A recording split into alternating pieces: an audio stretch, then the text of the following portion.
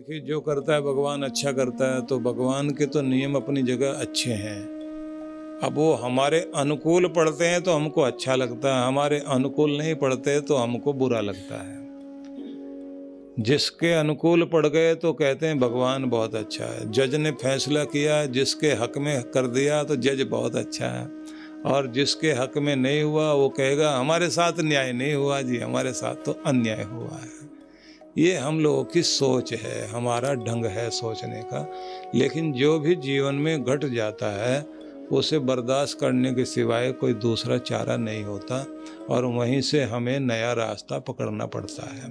मैं इस बात को इस तरह कहना चाहता हूँ, कोई नहीं चाहता मेरी उंगली कट जाए, लेकिन अगर कट गई तो बर्दाश्त तो करनी पड़ेगी, और उसे ठीक कर सकते हैं, ठीक करना पड़ेगा, नहीं तो जो कुछ है उस स्थिति में गुजारा करना पड़ेगा। लेकिन इसका मतलब सरेंडर करना नहीं है कि आप जो है परिस्थितियों से हार मानकर और वहीं बैठ जाएं। सुधारने की कोशिश करते रहना चाहिए, लेकिन कुछ चीज़ें जिनको बर्दाश्त करना ही पड़ता है। बर्दाश्त करने मतलब स्वीकार करना पड़ता है। जब तक आप स्वीकार नहीं करते तब तक बात नहीं बनती। आपको स्वीकार करना पड़ेगा, मैं यहाँ इस स्थिति में पहुँच गया हूँ और इसे बर्दाश्त करने के सिवाय कोई और चारा नहीं है। लेकिन यहाँ से जो रास्ता आगे जाता है वो रास्ता मुझे पकड़ना चाहिए। और रोते रहने से किसी का दुख कभी दूर नहीं होता। जितना हम रोएंगे अपने दुख को और बढ़ा लेंगे। जितना हम हिम्मत करके आगे बढ़ सकते हैं वो बढ़ना चाहिए। हाँ, शुरुआत में जब आँख में आंसू आए किसी भी दुख के कारण तो उन्हें बहने देना चाहिए, अपने मन को हल्का कर लेना चाहिए। मन को हल्का करने के बाद अपने आंसू खुद ही पहुँचने, अपने को दिलासा खुद देनी, अपने को हिम्मत खुद देनी है, और फिर नया रास्ता लेकर के आगे बढ़ना है। जो हिम्मत से सामना करता है उसको ज़िंदगी जो है उपहार देती है, और जो अपना मन तोड़कर बैठ जाता है तो ये बात ध्यान रख लीजिए, जीवन फिर उसको उपहार नहीं देता बल्कि उसको और चोट देता है। हम अपने को कमज़ोर करें तो विपत्तियां चारों तरफ से हमारे सिर पर सवार हो जाती हैं। इसलिए कमज़ोर कभी नहीं कीजिए। दुनिया में ये तो होगा ही, आगे पीछे यात्रा कहीं न कहीं तो रुकेगी।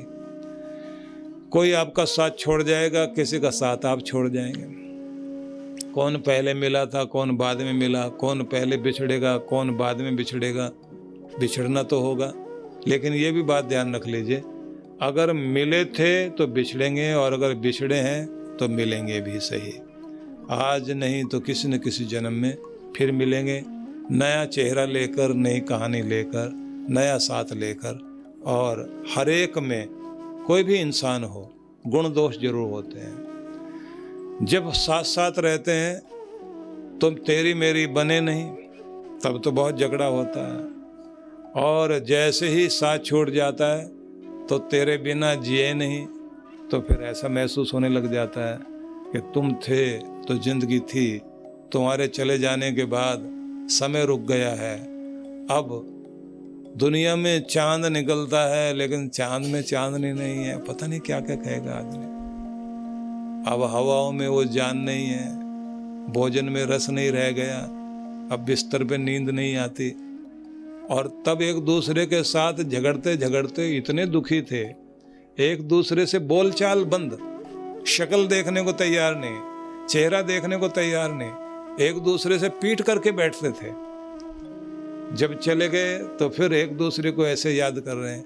यही संसार का रंग ढंग है, और इस रंग ढंग में ये याद करना ही पड़ेगा कि एक न एक दिन चिता का भी दिन है, उसका भी मुहूर्त निकला हुआ है।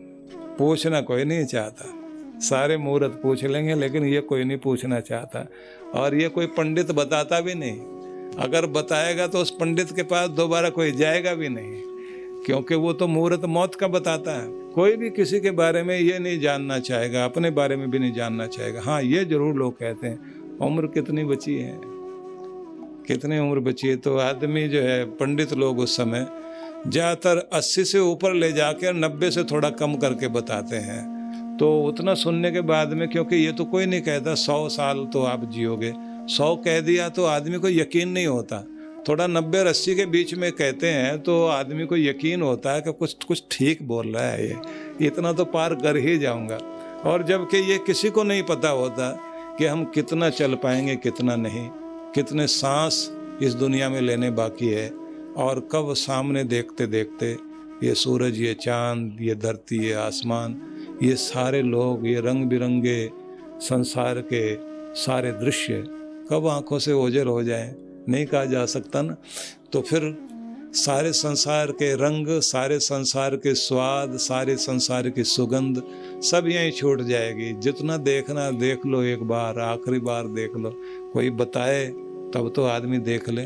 तो अच्छा यही है, जितना भी समय है खूब जी भर के आनंद लो संसार का, और प्रेम से जियो जितना भी भगवान ने जीवन दिया है।